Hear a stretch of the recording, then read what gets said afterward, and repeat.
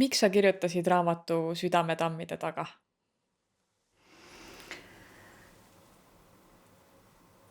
Ma tundsin ikka sellist sisemist tungi, ja ammu olin teinud juba tähelepanekuid proosavormis elu kohta.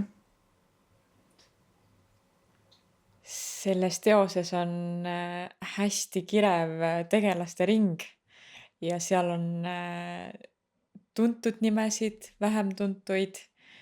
Sinu emast on seal juttu, sinu elukaaslasest. Kuidas see kõik selles mõttes kujunes, et kas oli ka lahkhelisid sellel teemal, et keegi ei tahtnud olla just nii kujutatud seal, palus midagi välja võtta või kuidas see protsess käis? Üldiselt ma olen tänulik, et mu tegelased nõustusid olema seal niisama veidrad ja vastuolulised, kui ma ise olen. Et nad olid lahked kirjanikuga. Aga võib-olla see, et kui meil toimus 2 suurt pidu meie juures ja ühe nimi on siin romaanis Veidrike pidu ja teine pidu on nimetamata, aga ta sattus olema selline tuntud kirjanike pidu. Ja ma olin parasjagu head hoogu täis, et seda kirjutada ja seal juhtus ägedaid asju ja Kontra ja Justin Petrone ja Migo Keronen ja hiljem kõik andsid oma nõusoleku, et võib neist kirjutada päris nimedega. Ja võib-olla üldse oli ka konservatiivsemaid hääli minu sõpruskonnas, kes ütlesid, et pane ikka endale nimeks Maali ja Silverile Siim aga see kõik see kamuflaaž tundus mulle selline mittevajalik, et sellise otse enda nimel ja otse olevikus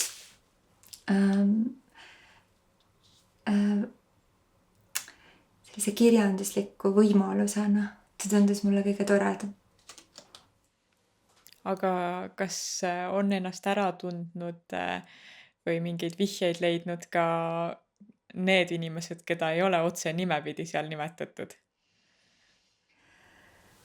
No jaa, et Maardu Märdi kohta on juba tulnud 3 inimest on kirjutanud, kes leiaksid, et ma olen vist neid kasutanud ja nii et ja neid Irise ja Iirise kandidaate on ka tekkinud. Minule otse pole keegi rääkinud, aga kuuldavasti on.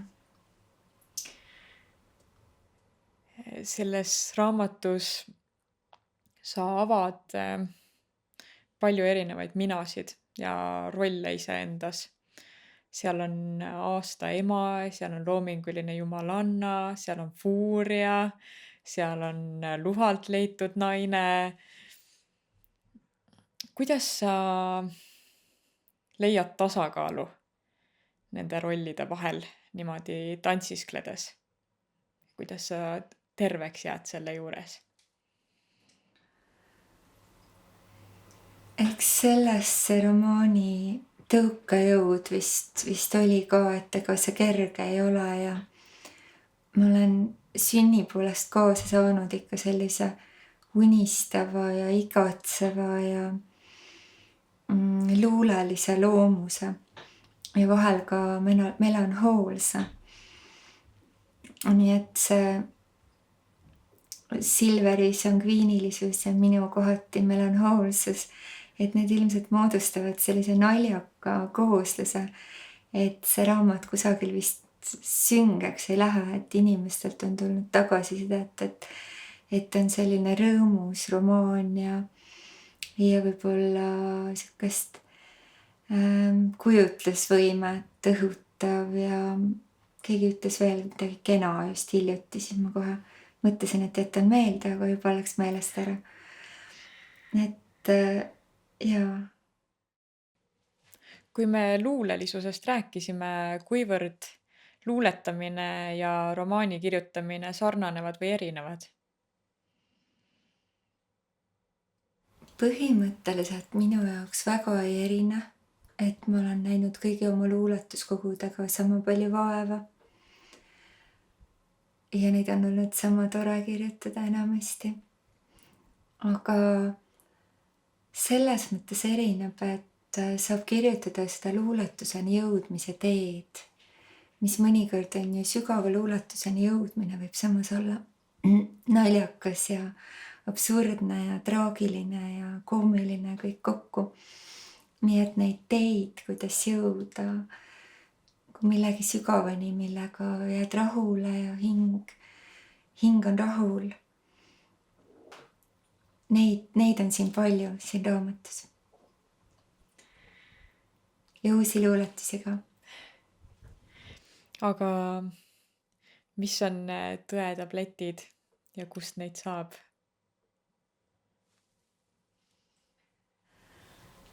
Ma olen mõnda päriselt ka maitsnud. Aga midagi head sellest kahjuks ei tulnud. Jätsin pooleli. Aga siin raamatus neid söövad sisse siin inimesed, kes ei tohiks. Ja tuleb välja igasugu asju. Ja siis võib-olla peab ma ise siin vastukaaluks minu tegelaskuju manustab vale tablette, et saavutada elus jälle oodatud tasakaal. Kas see tähendab, et kõik inimesed ei oska tõega ringi käia? Eks me kõik oleme ju manipuleeritavad ja ise ka manipuleerime. Psühholoogia professorid ütlevad, et see kahjuks käib elu juurde.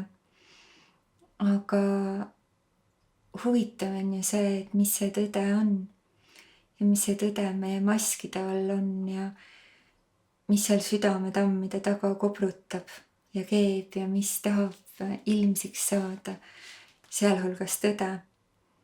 Ja mõnikord võib-olla ka mõni kelmikas vale. Korra tulen veel tagasi sinu ema juurde. Mul on meeles üks pildike, kus sa räägid oma tegelaskujust, et kui teie Silveriga jõuate esinemispaika tavaliselt üsna siis, kui publik on juba saalis, siis emaga jõudsite alati pigem ikkagi vara. Et tema oli on selline väga kellatundja aga mida sa oled veel õppinud temalt? No Silveriga me siiski tegelikult Kristiina ja Silver jõuavad enamasti kõige ajal. Aga siin mõned asjad raamatus on ka niimoodi kaaspõhja vajutatud. Aga ema on väga täpne ja väga peenetundeline inimene. Ja tal on ka see idamaades elamise kogemus ja palju ta idamaa keelte oskus. Ja emast on olnud selle raamatu kirjutamisel mulle taaskord väga suur abi. Mul on üldse nii tänulik ja rõõmus, et mul on olnud selline isa ja et mul on selline ema. Aga mis on südametammide taga? Kristjan Jaak Peterson ütleb siin raamatus, et ainult prahti koguneb sinna ja see kõik ei ole oluline. Olulised on hoopis muud asjad. Kuigi see luuletus talle meeldib, mida ma talle näitan seal lõpus.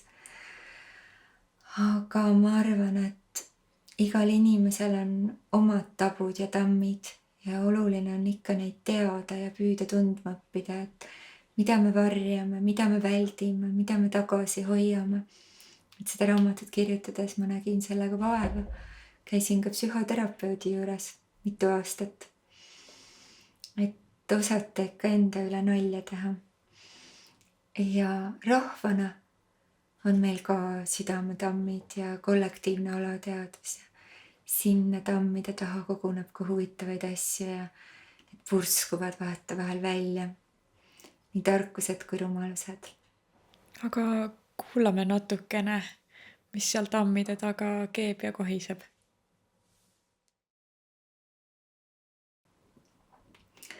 Raamatu lõpus ma lähen korraks Silveriga tülli. sest et ta on hankinud endale 3 lüümikumasinat ehk rahvaprojektorit kunstilistel eesmärkidel meie kodu, kuhu enam mitte midagi juurde ei mahu. Ja ma satun oma vihastel rännakutel Emajõe äärde ja sealt leian eest Johann Voldemar Veski sõnaveski, mis jahvatab sõnu, on alati jahvatanud.